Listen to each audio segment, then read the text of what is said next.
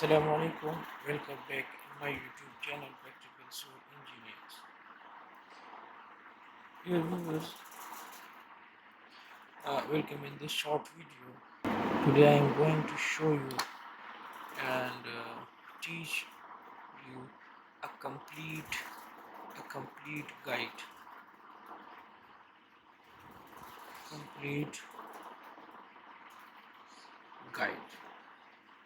regarding lapping length. Means what is lapping, what is lapping, why lapping is provided, and what will happen if we ignore or we do not provide lap length, how to calculate lap length as per ACI standard 12.16.1. Also, this is also mentioned in ASTM codes. So what are the general rules for lap length? What are the lapping zone for column, for beam, and for slab? So watch this video till the end, because this is very important for every fresh engineer, and as well as for practical engineer who are currently working on in the field. So in this short video, let's start. What is lapping? So lapping is the length provided to overlap uh, to, to overlap two steel bars, to overlap two steel bars like this, and in order to safely transfer the load from one bar to the another. If a load is acting in this bar, or tensile load, so this load can be easily transferred in this bar. So lapping is provided for transferring of load from one bar to the another bar. So why lapping is provided? So the second one is why lapping is provided. So why lapping is provided? So lapping, suppose we need to construct a building of 30 meter. 30-meter height means a building having its height of 30 meter. So we have the length of one steel bar is 40 feet. So for extension, for a single bar, not availability of one link in a steel bar having sufficient length. So we overlap steel bars. Let's suppose this is the column of 90 feet building. So if we do not provide lap length, we do not provide.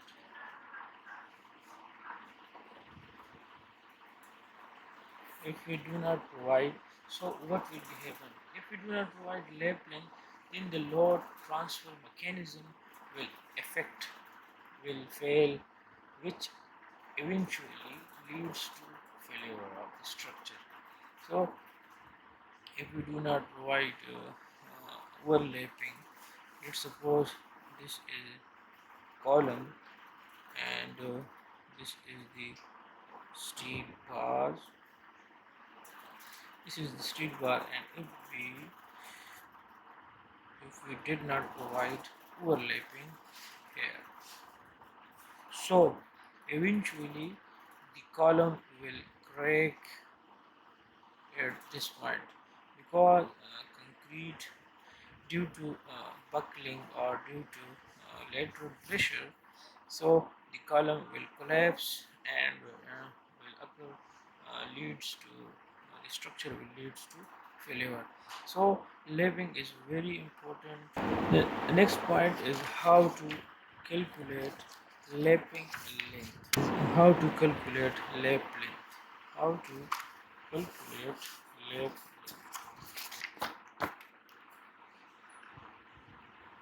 how to calculate lap length.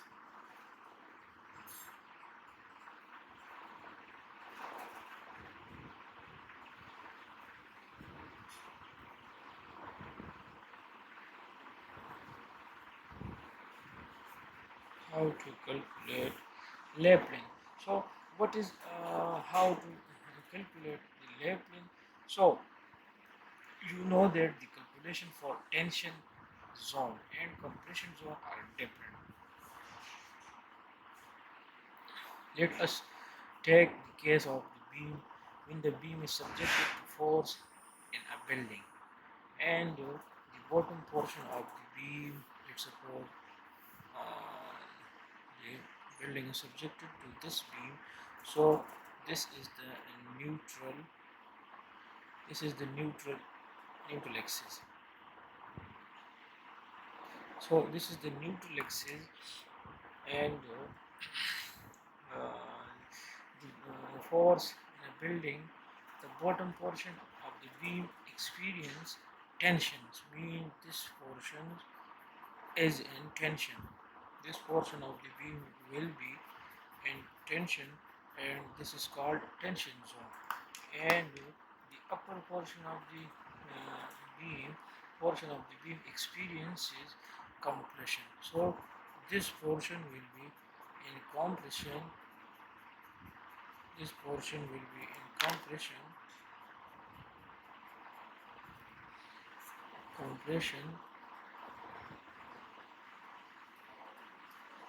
Portion is in compression, and this portion is in tension. So in tension zone there are two cases. In tension zone there are two cases. One is one flexure tension. One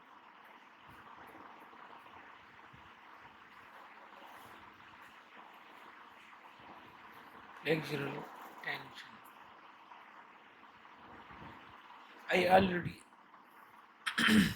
I already explained flexural tension in detail. I will give you the link in description. So, and the second zone for direct tension. Direct. The second one is direct tension. So, according to Indian standard, according to ASTM standard, for flexural tension, for flexural tension, for flexure tension, for flexure length, for flexure length. So the lap length shall be considered lap length. Lap length shall be considered and denoted by LD. So what is LD? LD that is development length. Development length. So development length or 30 into or 30 into d, whichever 30 is the constant for flexure tension, the length of overlapping, and d is the diameter of the bar. So d is the diameter of the bar. Generally, the development length. I also explain in detail the development length in my next video. So keep subscribe the channel for receiving more updates regarding civil engineering. So the development length is 41d, where d is the diameter of the bar. So in the next for direct tension, this is for flexure tension, and for for direct tension. For direct tension, so the lapping length should be 2 LD. The lapping length should be lapping length should be should be should be 2L into D or 30 into D.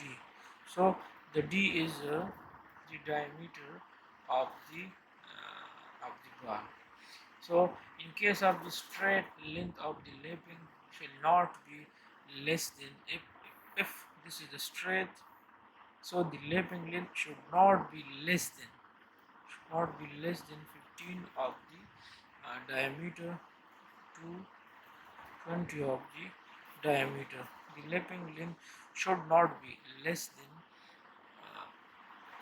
15 to 20 of the diameter. Video are going to be longer, so I want to complete this lecture in the same video.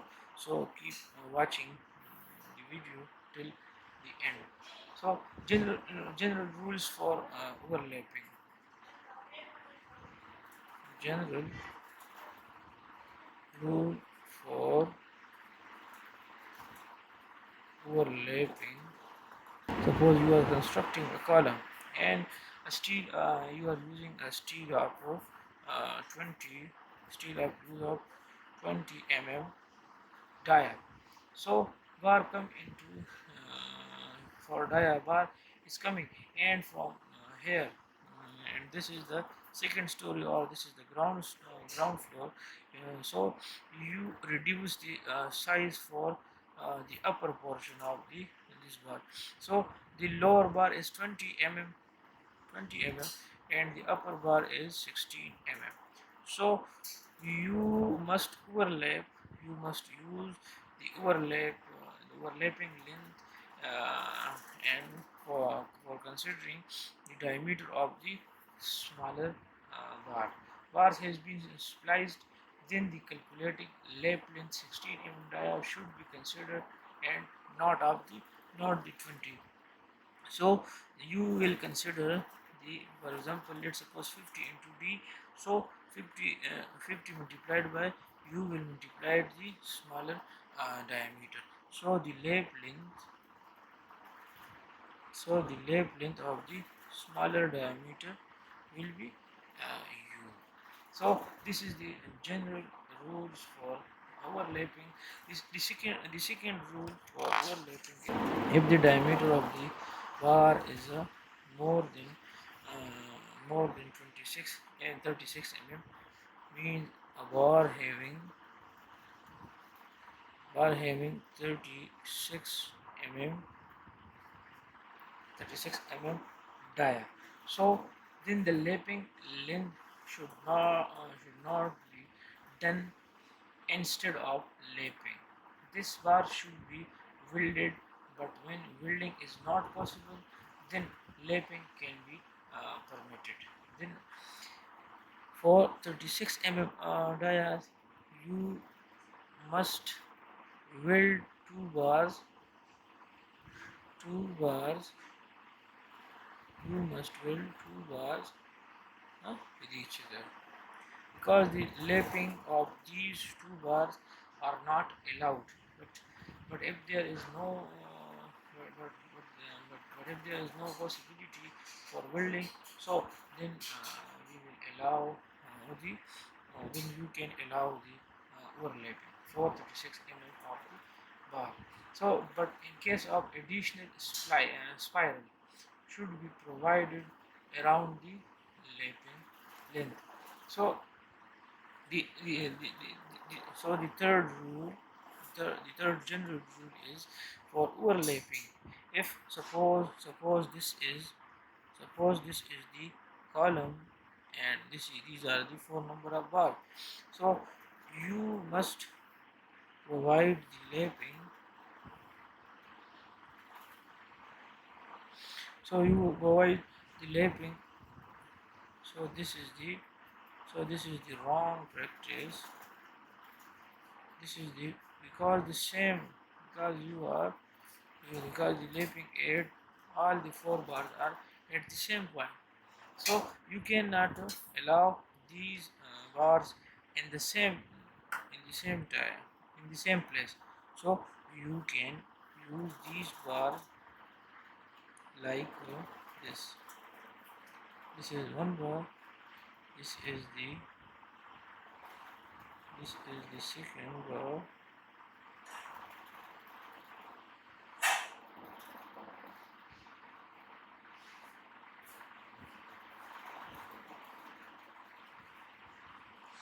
And this one is the fourth bar. So you can use the alternate bars for overlapping. The fourth one is so now overlapping zone. Now a lapping zone. Which zone is feasible for overlapping? So lapping in column, lapping zone in lapping zone in column. Let's suppose this is the RCC column. L L is the length of the column. In the same case of the column, the tension zone is located at L by 4 distance from both ends of the column. So this is the L by 4 length up to this one, and from the downside this is the L by 4 distance. Means if suppose this is 12 feet, so L by 4 will be 3. L by 4 will be 3. So from 3 feet on the top side and from the bottom this will also be 3 feet. So L by so the tension zone is located at the distance of L by 4 distance from both sides. So this zone experiences tension. So here we should not provide the lapping. So the bending moment at the middle portion of this beam. Bending moment at the middle portion of the column is 0. So here the bending moment is 0. It means that the middle portion of the column is least stresses. Means that where the bending moment is 0, so here the stresses are minimum at the mid portion of the column. Hence, the lapping should be provided in the mid section of the column. So the middle portion of the column is suggested for overlapping. So we cannot provide lapping at the top distance at the rate of L by 4, and from bottom it also L by 4, because stresses are very high in these two portions. Lapping zone for beam. You know that in case of the beam, I already explained before the topic portion of the beam experiences compression, and the bottom portion experiences tension. So at the top there is a lot of compression, and so here I explained you that this portion is in compression and this portion is in tension. So the bottom portion experiences a tension. So the top reinforcement in the beam is left at the mid span. So the top reinforcement, if reinforcement are provided in this zone, so we will lift the steel at this mid portion, and as the beam does not experience any negative movement at mid, so overlapping is great in the region. In case of bottom reinforcement, the overlapping is provided near the ends of the beam or L by 4 distance from the column. So let's suppose this is the this is the beam. This is the beam. So this is the neutral axis. This is the neutral axis. So due to compression, we due to compression we provide lap we provide lapping at the mid of the beam, but the lower portion is in tension, so the lap we provide the lap in its L by 4 distance. So or or or at this point. So the lapping length of the lapping zone for the beam is mid portion of the beam above the neutral mid portion of the beam in case of compression, and L by 4 distance of the beam in case of tension. So this is the lap length. This is the lap length. The function of the RCC slab. So normally for slab the same purpose, the same type of the lapping must be used. So lapping lapping zone for slab. Lapping zone for slab. So the function of the RCC slab is similar to the beam.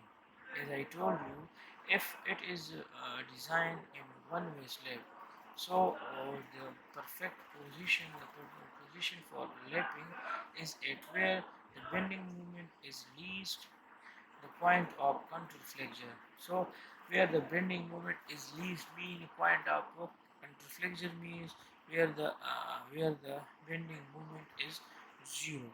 So for the slab we provide steel in the same shape I told you in the beam. Let's suppose this one is the slab.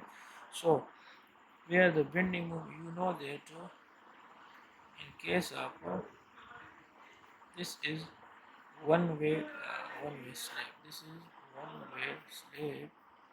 So bending moment is maximum bending moment at midpoint. So we will provide lapping at this point. We will provide lapping at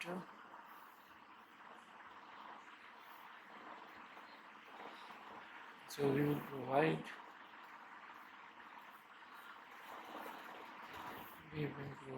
at this point, which is L by 4 from both sides. So the lapping length of the steel must be provided at L by 4. In the two-way slab, the same practice is mentioned above should be followed for both directions. If end-to-end distance between the lapping is the least, then the lap should be provided at the stagger manner. Lap length plus 75 mm. Generally, the lap length provided for the slab is so generally the lap length for slab is normally used 60 into dia or column. It is 45 into D or 50 into D, and for beam it is also 60 into dia. So in 20 grade. So this is our today topic. it is lengthy, but I think this will be considered the complete lecture for lapping. Its its rules for lapping zone, what is lapping, length of lapping in column, beam, slab, etc. If you like the video, so kindly subscribe the channel.